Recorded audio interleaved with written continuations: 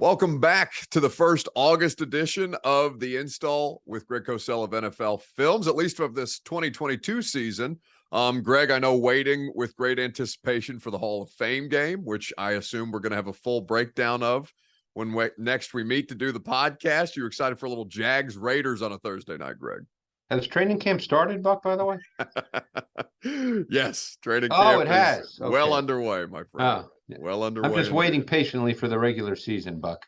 Aren't we all? Yeah. I think I could do without, the preseason games are important because it just signals, back to football and people can get to know the depth on their rosters. But for the purposes of our conversation, probably not going to be a lot of preseason breakdowns. There have been some pretty substantial moves, though, through training camp, Greg, to your point. A couple of injuries so far. Ryan Jensen, the center for the Bucs, is regarded as one of the better players at his position. That's obviously a very important relationship for the quarterback, who, by the way, turns 45 today. What kind of impact will that loss, expected to miss several months, Ryan Jensen, have on that Bucs offense? Well, you have to think of it this way. Tom Brady obviously is one of the greatest, if not the greatest of all time, but he's a pocket quarterback. He's not moving anywhere. Yes, he's always had wonderful ability to slide or climb, move within a very small area, but for the most part, he's not going anywhere. He's going to play in the pocket. So what does that mean for a quarterback? You have to then think of it this way. The tackles, when you have a pocket quarterback, they control the width of the pocket. They want to make sure that no one closes in the pocket from the outside. The interior O-lineman, the center and the two guards, they control the depth of the pocket so that no one gets pushed back into the quarterback. And for a quarterback who's a pure pocket quarterback like Tom Brady, controlling the depth of the pocket is absolutely critical. And Brady is a bit of a strider. Now, he's not a big strider, like someone like Trevor Lawrence is a big strider. Brady's not a big strider, but he does tend to stride a bit when he throws. So the depth of the pocket is really, really critical. And without Ryan Jensen, you just wonder, no one knows the answer to this at this moment, but we know that Ryan Jensen's a really good player, and they're going to have a lesser player at the position. So the question becomes, will the depth of the pocket be as sturdy as it's been the last 2 years with Ryan Jensen, the center, and Brady having unbelievable years in Tampa, including a Super Bowl championship? And certainly going up against the fronts that they'll face in the NFC South between the Carolina Panthers, who have a really fun and athletic defense. We know what the New Orleans Saints are capable of, and we'll see how much improvements the Falcons have made year over year under Dean Pease. But even by the way, did you see our buddy Dean Pease in one of his press conferences the other day? He just basically saying that, hey, last year ain't going to happen again. Everything is going to change defensively with this team now, because Dean Pease, and I do as well. He's one of the better D coaches in the league. He's been doing this a long time, and I'm sure he's spent a very restless offseason given what that defense was a year ago. Now, they didn't have a whole lot of talent, obviously, but I think he also wants to install a lot more concepts and schemes to make sure that can be a good defense. No, it's one of the things I miss most about covering Dean with the Titans is just to be able to talk to him on a weekly basis and kind of understand things from his perspective, because he's as much into he used to be I believe a middle school teacher. He might have been, yeah. Going back in his high school coaching career or his early coaching career. So it always felt like you were learning something out of those coordinator availabilities when we had the opportunity to talk to him. I miss that a lot. Yep. No, he's a really sharp guy. So moving on with injuries in training camp, and then we'll begin the discussion that we were scheduled to have today about Josh Allen, the Titans' Week 2 opponent on the road, Monday Night Football. Tim Patrick for the Denver Broncos. They believe it's an ACL tear right now, Greg. That's a really fun receiving core that Russell Wilson was going to have the opportunity to play with. They've still got some parts and pieces and tight ends as well. But you, before we started the podcast, you mentioned how much you enjoyed watching film of Tim Patrick. Yeah, Tim Patrick's one of those guys that sort of falls under the radar a bit because they had Cortland Sutton Jerry Jeudy is there. Jeudy, was injured a lot last year and has not quite become what I thought he could become. I loved him coming out of Alabama, really loved him, and he hasn't been that guy. And they have KJ Hamler, who this will be his second year. He got hurt a year ago. So they still have quality receivers. But Tim Patrick had gotten an opportunity to play the last couple of years due to injuries, and he always showed well. He's big, he's physical, he can run a little bit. You wouldn't call him a true vertical threat, but he showed the ability to get vertical. He was in many ways a complete receiver, not a star, but a complete receiver. And I think that that's a pretty big loss for that team. Now they're going to count on Jeudy to become what I and many others thought he could be. And we'll see where KJ Hamler is in his recovery. And, he certainly has a lot of juice, and he's very good run after catch. He's that kind of explosive element to your offense. So they still have players. And as you said, they have a young tight end core that's pretty good. And they've got two really, really good backs. So, they still have players, but I'm just sad for Tim Patrick because he was a player that I kind of enjoyed watching, who, no one really talked about, but a really quality NFL wide receiver. Yeah, I imagine it's cool when you start when you cover when you start to analyze the players coming in through the draft process, then you get them early on in their NFL career, and you can see in real time, year over year, how they're bettering themselves at their craft. I imagine that's got to be, a little bit of rewarding for you every time you see something like that as well. Yeah, and the thing is because I watch 200 to 250 college players every year in the draft.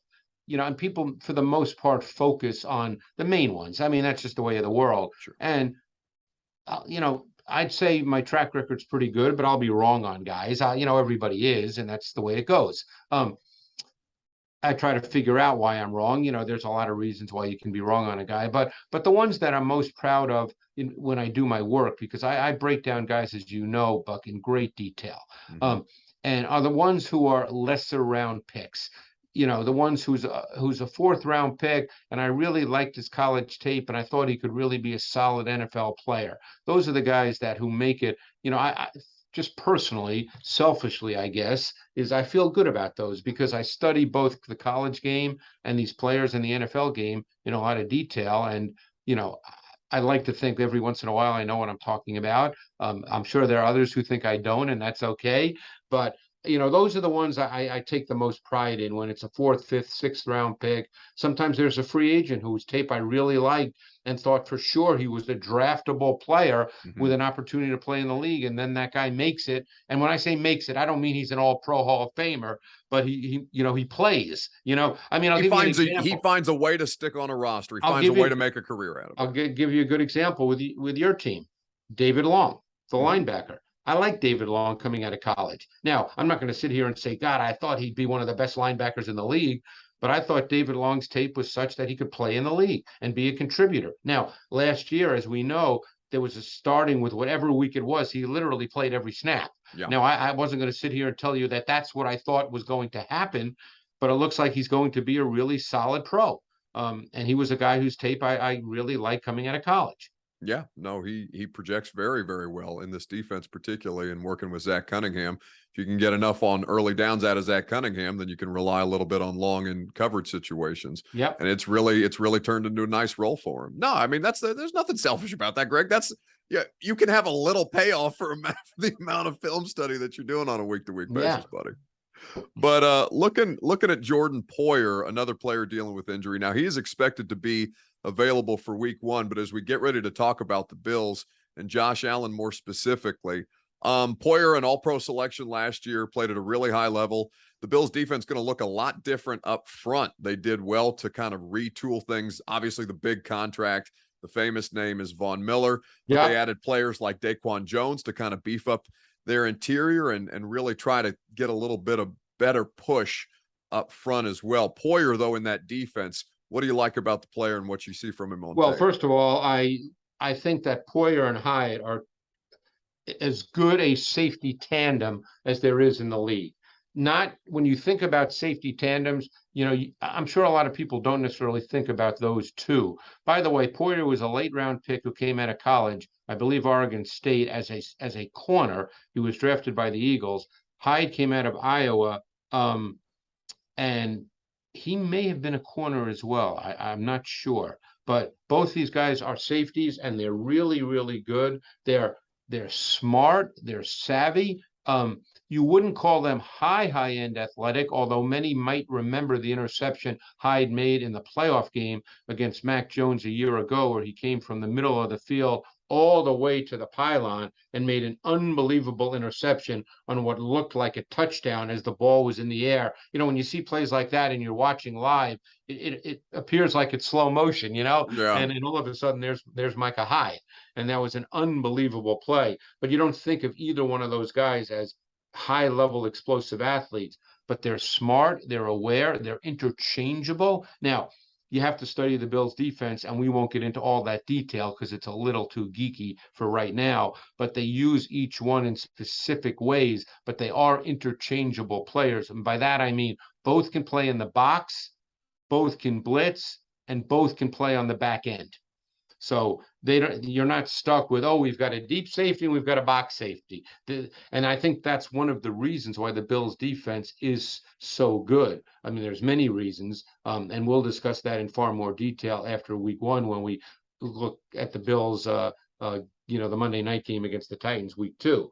But Poyer is a really good player, and because he's been there with Sean for a number of years, Sean McDermott, obviously, I'm sure he'd like to be out on the field, but it's not as if he won't know what to do when he comes back. Right.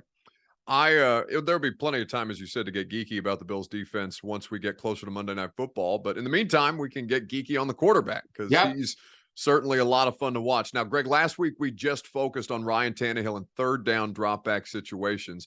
Was there a specific area of focus that you've been looking at Josh Allen in here lately?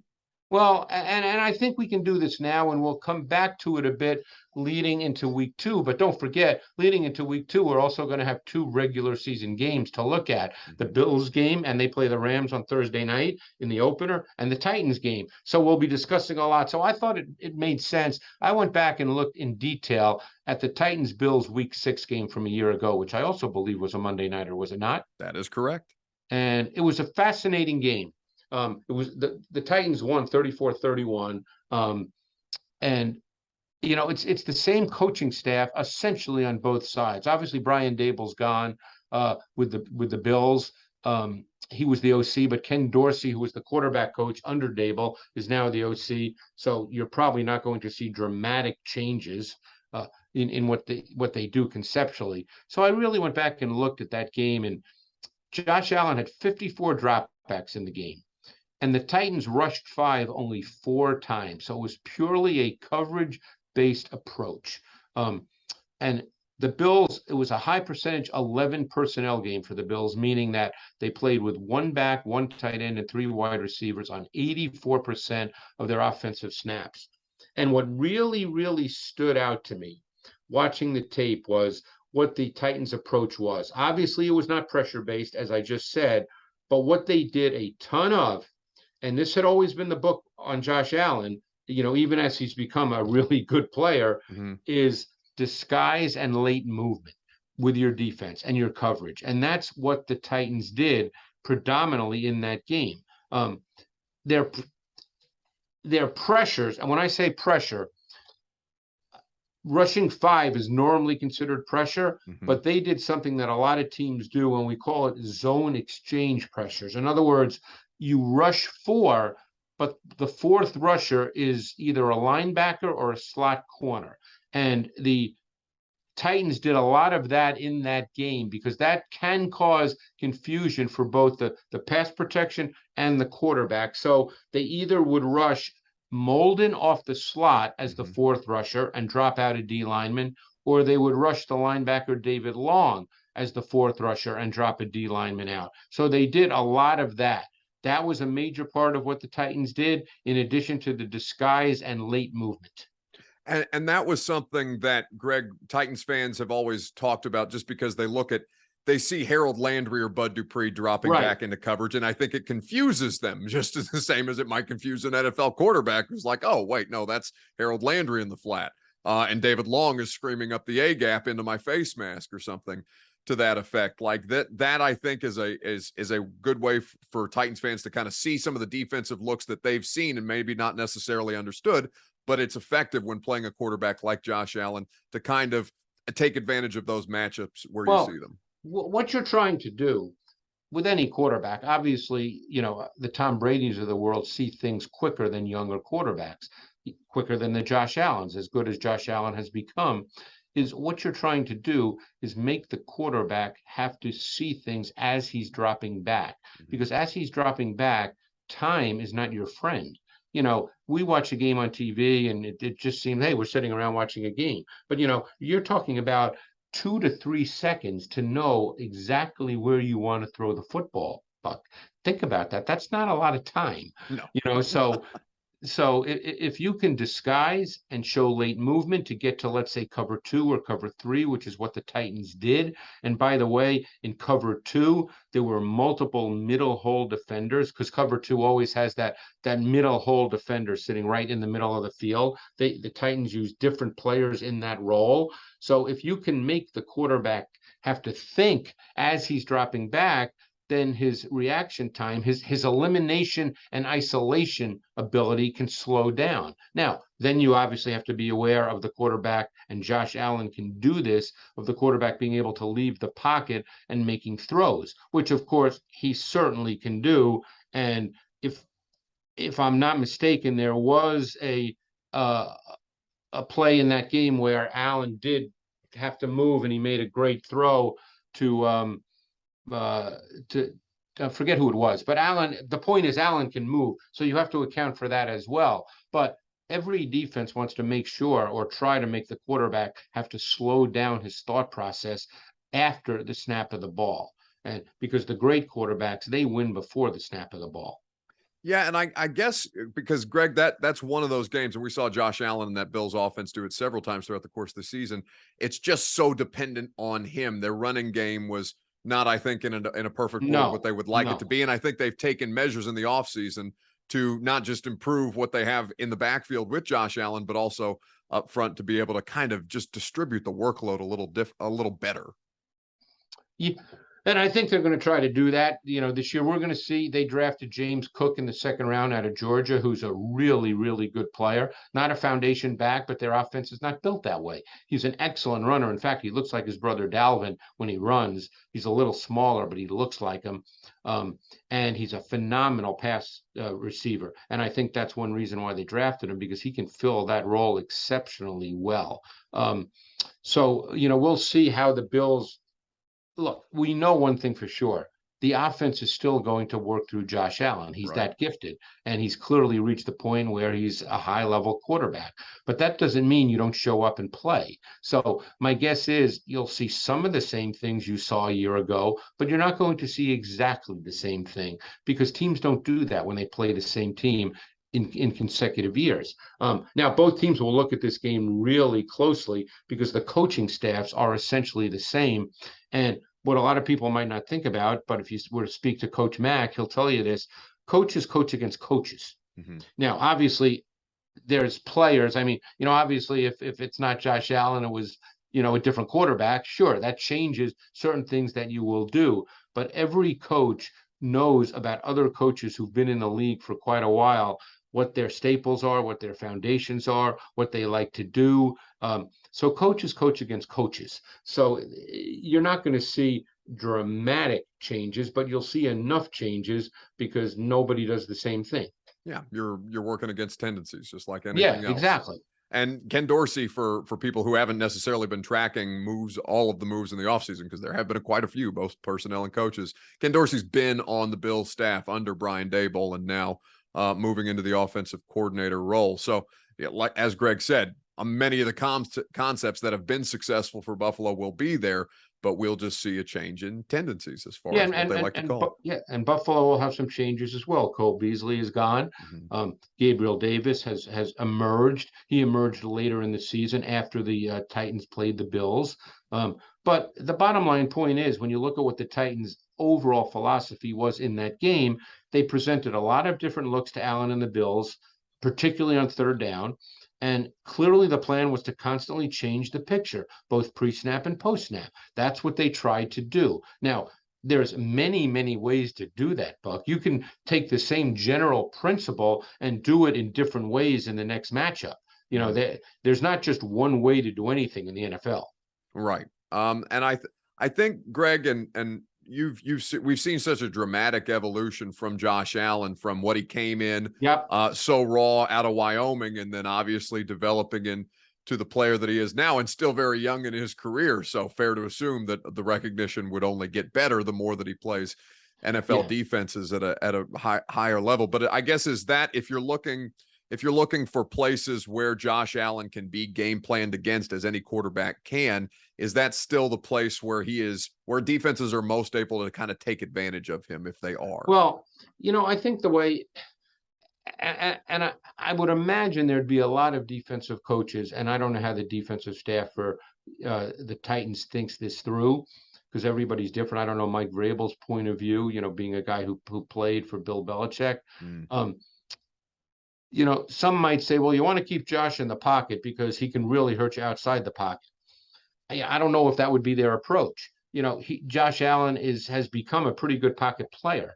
And there's a lot of rhythm to what the Bills do. There's a lot of quick game throws. Now, depends on the down and distance. You might not see a lot of quick game throws on 3rd and 9. So it's one thing to try to change the picture for Josh Allen, but then the second part of that is, and it's funny we mentioned Dean Pease early in our conversation. I think back to something he told me 2 summers ago, that when you play quarterbacks who can move, there's really 2 defenses. It's the defenses for the first 2.5 seconds, and then it's the defense for the next 2 to 2.5 seconds. You know, so then you have to have a plan for that as well. You can't just let Josh Allen move freely without any plan. So you do have to have a plan for both, and you know, then hope that, well, it's never a hope. You don't go into a game and say, I hope, but you have a plan and you'll see how it works. You know, Josh is good enough that when he does move, he can beat your plan too. You know, look, they did score 31 points in that game, and Josh threw for a lot of yards. So it's you know, it's just, and they could have well won that game with the way that it ended. Correct. So, you know, so it's not as if the Titans shut him down. You know, the Bills have become a tougher offense to shut down, certainly. Yeah, no, I wish I had the quote in front of me, because it just made me think of it when you were talking about, you know, how the Titans coaching staff goes about specific game plans, and just Josh Allen as the example. I remember Bud Dupree saying they wanted to keep him from rolling to a certain side, but I can't remember. He's right. Yeah, I think to keep him from rolling to his right. He makes unbelievable throws rolling to his right, because he's one of those guys that can drive the ball deep down the field off movement. You know, a lot of guys can roll out and throw, but he can really make down the field throws, just like Mahomes can. You know, you have to be really careful, because it's great to be able to get him to move, but then you can't let the next thing happen. Yeah, no, and it was for the Titans defense, the zone exchange looks. I mean, I thought Elijah Molden and David Long really executed well when they were asked to in those certain situations. Greg, worth noting that for Titans fans, Elijah Molden hadn't been practicing in quite some time. Roger McCreary's getting a lot of the slot snaps. Yeah. I know they love him. They cannot stop talking about him. Yeah, they'll be different players, obviously, but players, you know, and players matter. I don't want to, you know, give the impression that players don't matter, but you know, the scheme, I'm curious to see what the Titans do schematically, you know. Hey, and by the way, McCreary, let's say McCreary ends up being the slot corner. We don't know this right now. Right. I don't think, based on what I saw on tape in college. Now, again, this is all different. I'm not there at training camp, but Molden blitzed in college and was good at it. McCreary did not. Now, that doesn't mean he can't be good at it. I don't know the answer to that as we speak, you know, on this particular install here. I don't know that. You know, I don't know what they're asking McCreary to do in camp. No, well, you know, camp. It's individual drills. It's a lot of one-on-ones for right now until. Yeah, I mean, there's not a lot of let's put the pads on, and you know, there's not a lot of that in camp the way there used to be. No, certainly not. But it is going to be interesting to see how that's going to be a storyline to follow as they figure out the evolutions of this Titans defense, and for game planning against quarterbacks and offenses like Josh Allen and the Buffalo Bills. Greg, I know you're watching a lot of different quarterbacks right now, and we're going to continue to talk about some of them as the weeks progress, as we get closer and closer to the season. As news comes up in the NFL, we'll be sure to cover that too. I appreciate your time as always, my man. All right, Buck, I'm in my Vic Fangio study right now. I'm trying to really learn in detail as much as I can about the Vic Fangio defense, because I think that's a lot of those principles are going to be in the league this year with a lot of teams. Not that they haven't been prior, but I think that that's something that a lot of teams are going to pull from.